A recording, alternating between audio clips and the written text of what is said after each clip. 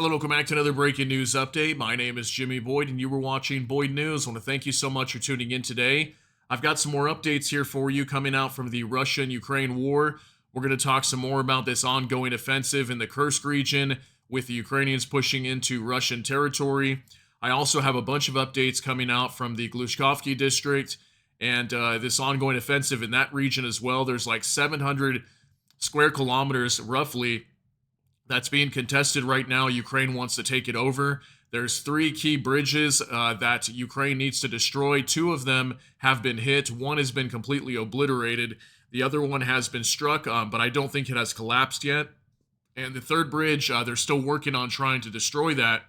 Once they destroy these bridges, I'll show you guys on a map here in just a little bit. They'll be able to take over a huge amount of land in the Kursk region, roughly about 700 square kilometers that they can add onto the already 1,100 square kilometers that are taken control of right now. Okay, so that's some very big news. We'll talk about that more today.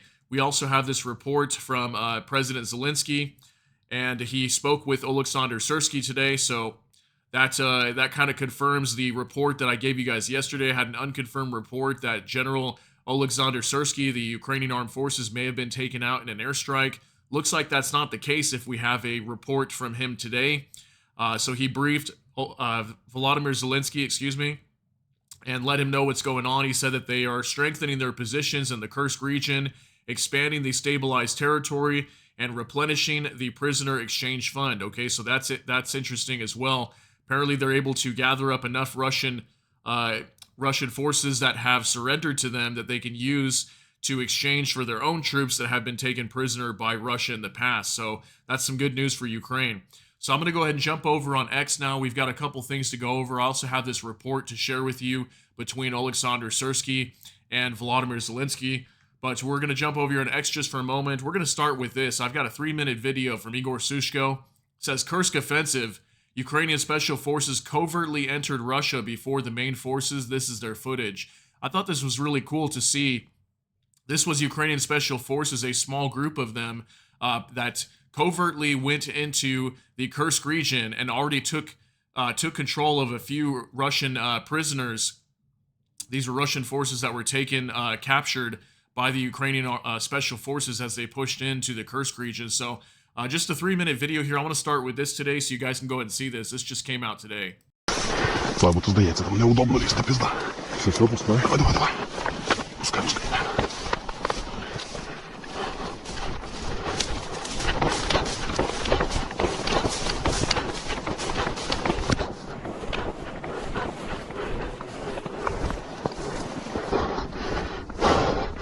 Ёбана Россия, сука.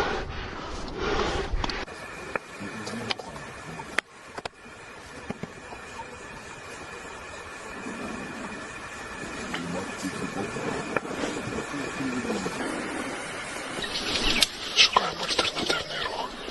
Так що місцевість прикривала нас. То, що на карті відображається в реальності, дуже сильно відрізняється.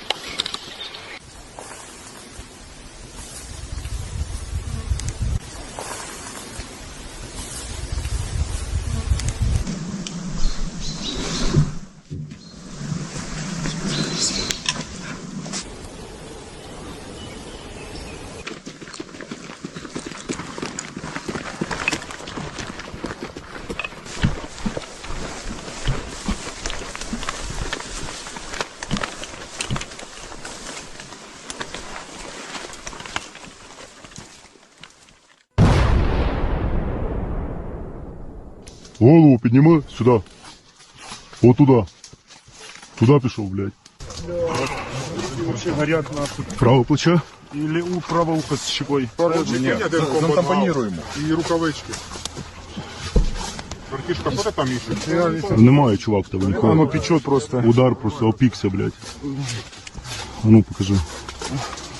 Нет, только ухо и плечо. Рука вот тут, да, плечо? Да. Це просто опікся, блядь. Тут. Ухо, плечо. Нема, ніхуя. Все, цілий. А руки нормально? Рук просто опікся, обжог. Все нормально. Ладно, я свою бутылку, блядь, потрачу на них, нахуй. Хуй знает. Да все, закрой ебло, блядь. Мне похуй, что срочник, блядь. 6 человек срочников. Поебать вообще, блядь. Не, ну. де, що там якийсь еластичний. Вы, сука, блядь, на нашей земле такую беду принесли, пидорасы, блядь. На, пей. Ебло закрой, сука. О, блядь.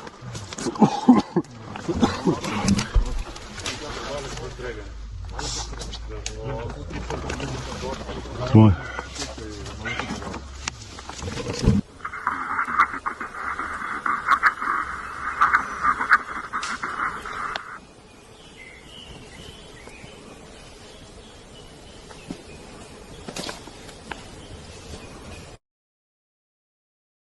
All right, so I thought that was pretty cool. Just wanted to share that with you guys and start off with a video today. But yeah, that was Ukrainian Special Forces covertly entering Russia before even their main forces showed up with this major attack when they pushed into the Kursk region. So I hope you guys liked that video. So let's go ahead and jump on over here real quick. So I've got this report here on UNN, and it says, this morning there is a replenishment of the exchange fund.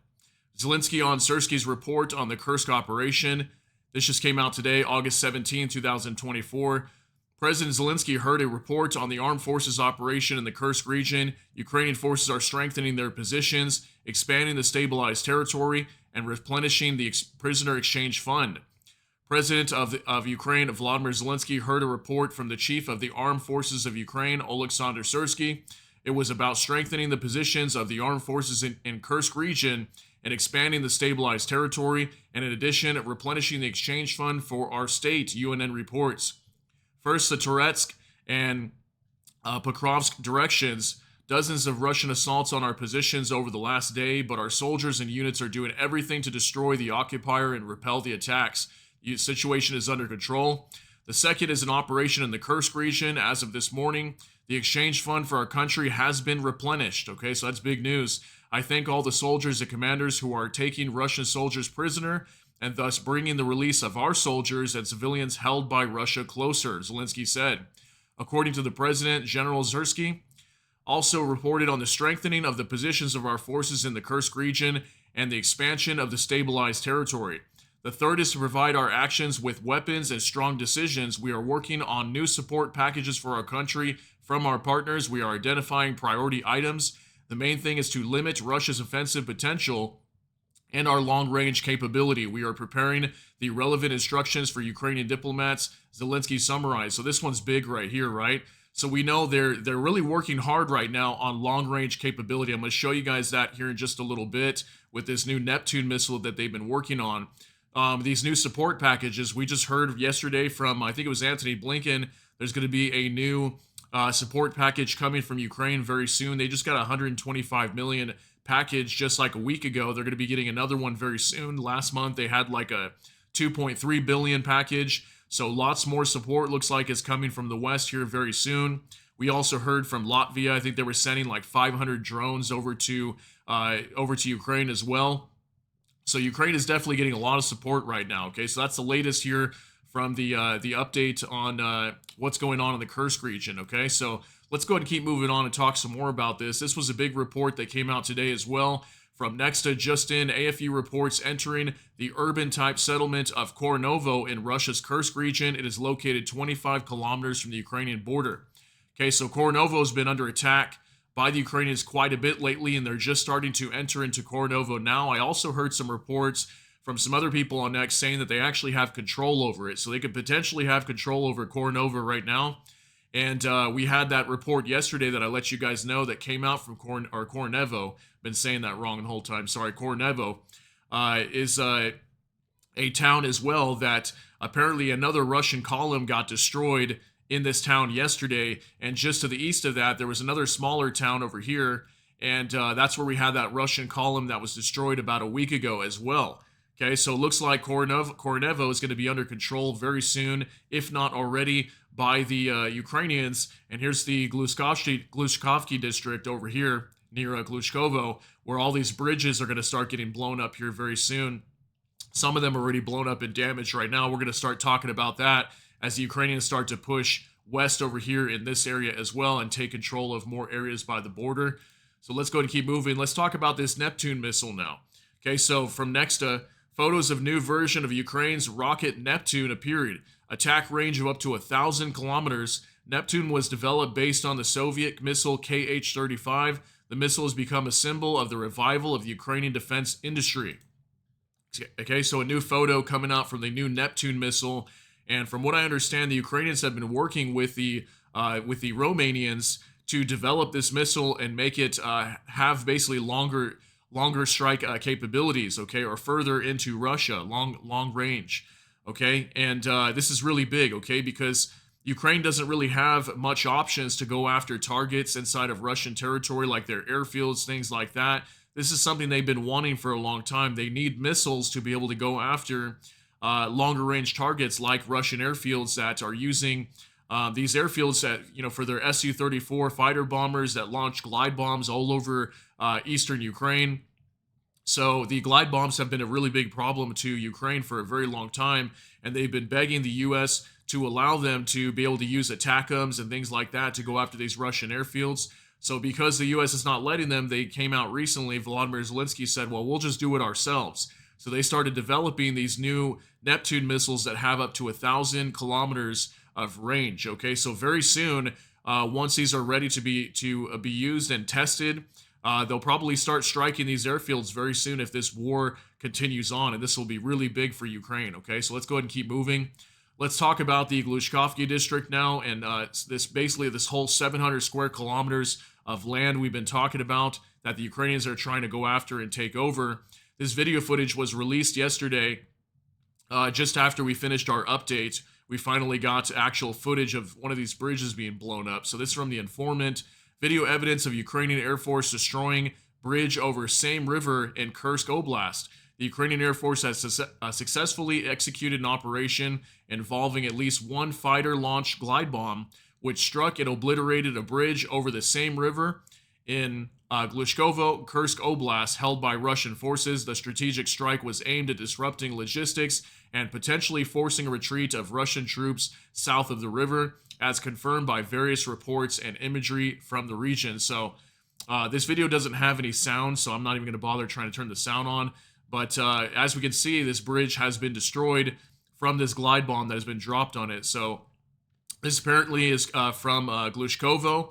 The bridge has been destroyed, and then the bridge in Zvano, which is just to the west of this city, has also been attacked. I'm not sure if it's been completely destroyed or not, but definitely one out of these two bridges in that region have been destroyed, and one has been heavily damaged. Okay, so this was big news yesterday. Finally got that video footage coming out to share for you guys.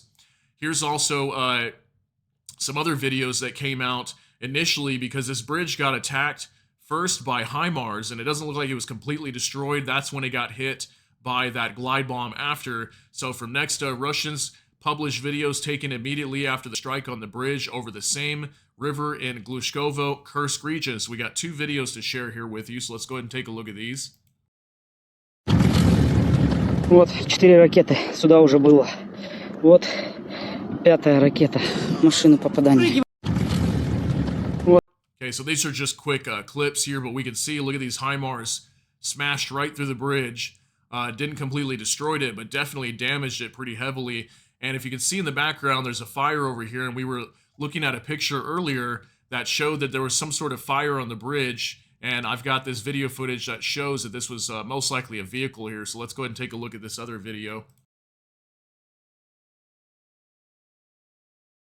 Okay, so this one doesn't have any sound, but we can clearly see it looks like some sort of van or something that is on fire there. And I was wondering what that was yesterday, because we had a photo that was kind of blurry, but this definitely looks like some sort of vehicle. So maybe there was a vehicle on this bridge that was going over it at the time that it got struck. Hopefully those people were okay, but it definitely doesn't look like it was a good situation for whoever was inside that van at the time. So let's go ahead and keep carrying on here, guys. This came out on August 16th, okay, 2 days ago when this attack originally took place, and I pulled this up to kind of show you the different attacks that were happening on the two bridges that were struck. Okay, so Ukraine battle map. Ukraine has struck and fully collapsed the bridge in the village of Zvano today. Okay, so from what we understand from this report, the Zvano bridge was attacked and collapsed with HIMARS. Okay, Ukraine has also damaged the bridge in Glushkovo. If the bridge in Glushkovo and the bridge in Kuriz, I think it's Kuriz, are destroyed, then Russia will lose access to 670 square kilometers of land in the Kursk region. Okay, so we got a couple pictures here that I want to show you. This map shows us where these bridges are located at.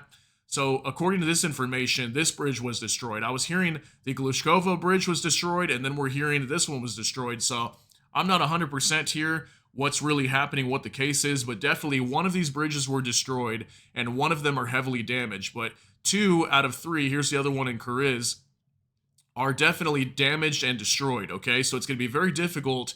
At least half of this land here, leading up all the way over here to the eastern side of Glushkovo, could potentially be taken very soon. And then if the Ukrainians are able to destroy this bridge as well, this entire region here, all of this green, will definitely be contested and potentially taken over by Ukraine if the Russians cannot move any equipment into this region, because these bridges here are very key. They're extremely important to this entire region here, okay? So that's why I wanted to show this to you guys. And then we showed you these pictures yesterday. This was the picture of that bridge we were just looking at, and I was wondering what that thing was that was on fire with those 4 holes right here too from the HIMARS missiles that hit. And then this is a bridge that collapsed, okay? So again, definitely one bridge collapsed. One of these bridges out of the Glushkovo or Zvano towns collapsed, and then one was definitely hit, okay, as we saw here in this photo. So definitely major hits here in this region, and the Ukrainians are going to push forward very soon. So also we've got this that came out today from Igor Sushko. Kursk offensive with all bridges in the area destroyed and Russians cut off. The western pocket of Kursk region shaded in orange will fall under control of Ukrainian forces. That will be around 700 square kilometers in addition to the 1,100 square kilometers already controlled by Ukraine. Okay, so this is what I'm talking about here. They could potentially control both of these, okay? It basically almost double the size of the amount of territory they're controlling right now, very close to that. And that's exactly why Ukraine is trying to push over here and take control of this at the same time, okay? They may be able to take control of the entire border section here from Kursk leading all the way up here to the Bryansk region. So this is very, very huge from the Ukrainians. And they are starting to make some more smaller advancements right now, but we don't have any huge updates in terms of the Ukrainians taking over massive amounts of territory in the Kursk region right now. But definitely they are expanding their operations, as we heard from Alexander Syrsky this morning. So here's from Nexta. Russians have run into a dead end. A group of troops have retreated beyond the same river. This refers to those who were in the border area near Tyatkino. Now there are no troops there. According to Russian military bloggers, they report the occupation of new defensive lines. Okay, so take a look at this. This picture here, these red lines is where the Russians apparently have moved beyond Tyatkino. Okay, and let me show you this if you're not aware of that. Tyatkino is down here, okay? The southwestern portion of this entire red zone. This is an area that the Russian Defense Ministry also ordered about 4 or 5 days ago, I want to say. They ordered all the residents to pull out of this region because it was going to turn into a major battle zone. So Tyatkino is definitely an area where the Ukrainians could push into from their own border now, considering that this town is not even being contested anymore. Okay, if the Russians move beyond the same river, if they can't even get into this town technically, then, well, now the Ukrainians can just freely push in here. So it's not being contested right now based on this information. And the Russians have moved beyond the same river over here in this red zone. Okay, so let's go ahead and keep moving. Also from Max24, Russia is already preparing provocations and blames Ukraine for this. Okay, so some of you were talking about this down in the comment section yesterday. I mentioned this, that basically there's talks about a nuclear, or like a dirty bomb, excuse me, that the Ukrainians could potentially be using, and this could be Russia setting this up for maybe a nuclear strike. Who knows? I've been kind of discussing this. I don't think Russia would use a nuclear bomb or like a tactical nuke, but who knows what's going to happen here. But take a look at this. It says the armed forces of Ukraine are preparing an explosion of a dirty nuclear bomb. Attacks are planned on storage sites for spent fuel from nuclear power plants. Military correspondent Kairulin reports, citing sources. The Ukrainian armed forces have already delivered special warheads to the city of Zelenskyy Vody, Dnipropetrovsk region to attack nuclear power plant spent fuel storage sites. Military correspondent. Okay, so Are the Ukrainians planning to do this, or is this some sort of operation that's being set up to kind of to blame the Ukrainians on something, to maybe give the Russians the right to use a nuclear weapon, or what's going to happen here? I have no idea, but I've been talking about this lately, that something big is going to be happening here very soon, because we know that Vladimir Putin is not happy with the Ukrainians pushing into their territory. This is obviously very humiliating to the Russian military and also Vladimir Putin himself, because think about this. He's the one who ordered this special military operation to be launched onto Ukraine. And yes, they have taken over vast amounts of territory inside of Ukraine, but at the same time, look at how it's backfiring. Now, their own citizens are having to evacuate from their country. Their border was not protected. And, Vladimir Putin kind of projects himself as this man of security. Yet there is no security for his country. Now his country's been invaded by the Ukrainians, and obviously also NATO as well. I can't forget NATO is part of this also. But this is huge, okay? This shows extreme weakness on behalf of the Russian military and also Vladimir Putin. So is Vladimir Putin going to choose to do something insane that we're all not expecting? Who knows? But that's been definitely something that I've been talking a lot about lately. Some of you have been talking about that in the comment section. And I just wanted to discuss that for a minute, because this was something that came out yesterday. Several sources were talking about that on X. So moving on to the next topic here from Nexta. Russian nuclear weapons development company Cyberattack by Defense Intelligence of Ukraine. Hackers have successfully attacked Vega, the only supplier in the city of Zelenskyy, Chelyabinsk, I think is how you say it, region. As a result, the work of all Russian Research Institute of Technical Physics were paralyzed. A successful attack in the aggressor's cyberspace allowed to obtain personal data of employees and some of the other documents of the plant, which is under the sanctions, the agency reported. Okay, so major Russian nuclear weapons development company cyber-attacked supposedly by Ukraine, the Defense Intelligence of Ukraine. So I thought that was some pretty big news as well. Okay, why would they attack their nuclear weapons development companies in Russia? Why would they do that? And then we're also talking about nuclear weapons right now, so who knows? Maybe we'll find out something about this soon. Also, more footage here. We're not going to watch the whole thing of more Russian troops being taken prisoner, because it's like a 2-minute video and it really doesn't need to be that long. But from Bliskovka, Ukrainian soldiers captured another party of Kadyrovites, also known as Russia's Akhmat unit. The network claims, "We are happy to have fallen into your hands," says the militants from the Grozny city. Okay, so we've got a quick video here just to see a few of these soldiers that have been taken, these Russians captured by the Ukrainian army. So go ahead and take a look at this. Скажи еще раз. Что сказать? Ну, что ты сказал только что? Я счастлив, что я попал в ваши руки. Откуда ты? С Грозного. Ты? Грозно, счастлив, в вас попал. Громче. Счастлив, я попал в вашу руку, командир. Вы счастливы, да? А третий, эй ты. Он тоже счастлив? Да. Вы все счастливы?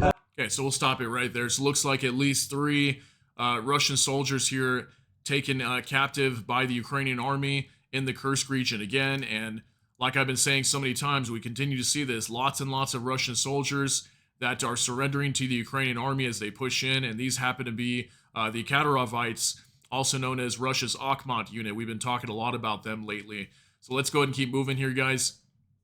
From Nexta, Sky News reports Russian conscripts surrendered to the AFU, also known as the Armed Forces of Ukraine, to avoid being killed by Chechens. They are soldiers from Russia's 488th Motorized Rifle Regiment, which is made up mostly of conscripts. As they fled, they were shot at by Chechen forces on the Russian side, who were there to prevent them from running away. They went the other way, back to the enemy, and surrendered. So a whole company of young conscripts, all 18, 19-year-old boys, surrendered, says security and defense analyst Michael Clark. Okay, so looks like some of these Russian conscripts are surrendering to the Ukrainian army and running away, probably from their own commanders, because they're being told they're going to be shot if they probably desert, and they're probably just trying to get away and run for their life because maybe they know they're going to be killed. Who knows? We continue to see this. Many Russians are starting to surrender to the Ukrainians, and many times it's, they're choosing life over death. They know that the Ukrainians, for the most part, will take good care of them. We've seen lots of video footage. I just showed you guys earlier that video at the very beginning of this video that we had those Ukrainian special forces literally giving water to the Russian troops that they had captured, okay? So clearly the Ukrainians are, for the most part, pretty friendly to the Russians whenever they captured them, okay? So let's go ahead and keep moving. Vicegrad24 reports the Ukrainian army has torn down a statue of Lenin in the town of Sudzha in the Kursk region of Russia. Hashtag decommunization. Okay, so we got two photos here of the Lenin statue that has been taken down in Sudzha. And Sudzha is the first town that was taken over by the Ukrainians as they pushed into the Kursk region. We've got this other photo here. So this was the original statue before it was taken down. And Sudzha, from what we understand, is under 100% complete control by the Ukrainians as we speak right now. That was just reported, I think, yesterday or the day before. So very big news, and this Lenin statue is now gone in the town of Sudzha. Okay, so moving on to Bliskovka. Great Britain cannot allow Ukraine to hit the territory of Russian Federation with Storm Shadow missiles due to resistance from the USA, says the Times. London sent requests for permission to Washington more than a month ago, but has not yet received a response. Britain does not blame the United States for delaying the process. Such decisions require time. In addition, they must receive approval not only from the US, but also from France and a third unnamed NATO country. Okay, so apparently, Britain, we've heard this. Britain does want to allow Ukraine to strike inside of Russian territory, hit these airfields, whatever they want to go after, right?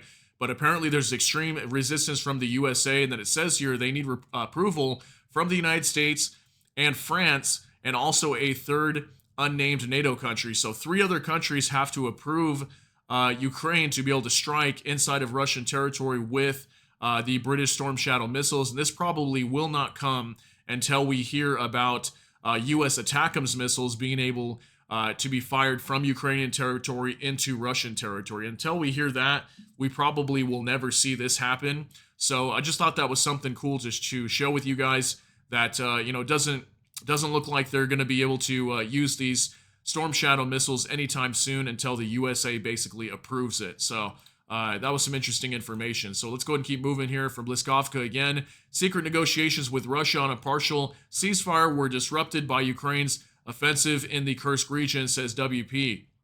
The parties were due to send delegations to Doha, Qatar this month to negotiate a deal that would end the energy strikes. Russia did not cancel the negotiations, but said, give us time. The summit was agreed on August 22nd. Okay, so that's in just like 5 days from now. And they were going to be holding secret negotiations on a partial ceasefire to basically stop the strikes on energy facilities, I would think, inside of Ukraine. And also, Ukraine has been striking electric substations inside of Russia a lot lately, too. We just heard, I think it was in the Belgorod region, there was an electrical substation that just came under attack by drones just the other day. So it looks like they're trying to get some sort of partial ceasefire done here and start some sort of negotiations, but looks like that's going to be delayed, at least at the moment. But maybe they will continue this in the near future. So thought that was some good information for you guys. Finally, I want to talk about the city of Sumy, because we talked about this just like a couple days ago, that the city of Sumy has been getting hit a lot by Russian missiles, and most of the time it's to destroy Ukrainian equipment, most of it being NATO equipment, that's about to flow into the Kursk region. So I have this report from Bliskovka. The Sumy City Military Administration posted photos of the aftermath of the Russian hit in the area of the avenue. Many windows and cars were damaged. The search for victims continues. So far, 1 person has been provided with assistance. An operational headquarters for the liquidation of the consequences is being deployed, said Oleksiy Drozdenko, head of the Sumy City Military Administration. So look at this photo here. I mean, this missile looks like it landed to me like in a parking lot next to some sort of apartment structure here, maybe some apartment buildings. Many of the windows were blown out, cars destroyed here. There's even video footage that it's just not really necessary to show the video footage. We've got this photo here. This video is already longer than it needs to be, but as we can see, definitely a major fire here in the front of this apartment complex. So I don't know what the objective was here that was supposed to be hit, but it looks to me like this was 100% civilian infrastructure, considering that this is just a parking lot in front of some sort of either apartment or I don't know what this is. These buildings here that does not look military, like a military installation at all, in the middle of Sumy. Okay, so we've been talking a lot about Sumy coming under attack lately, but I wanted to show you this as even civilian infrastructure inside of Sumy that is being destroyed at this time. Okay, and we've been seeing this a lot from the Russians, where they target civilian infrastructure all over Ukraine.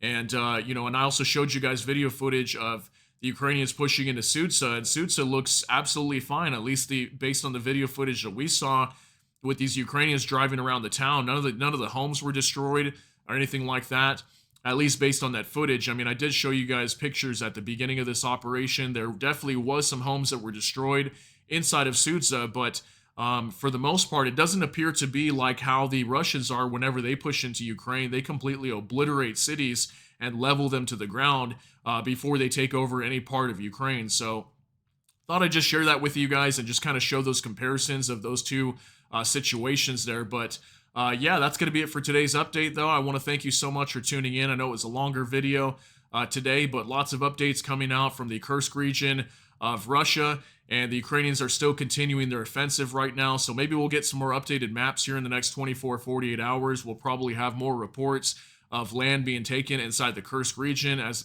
the Ukrainians continue to push on their offensive. So let me know what you think down below.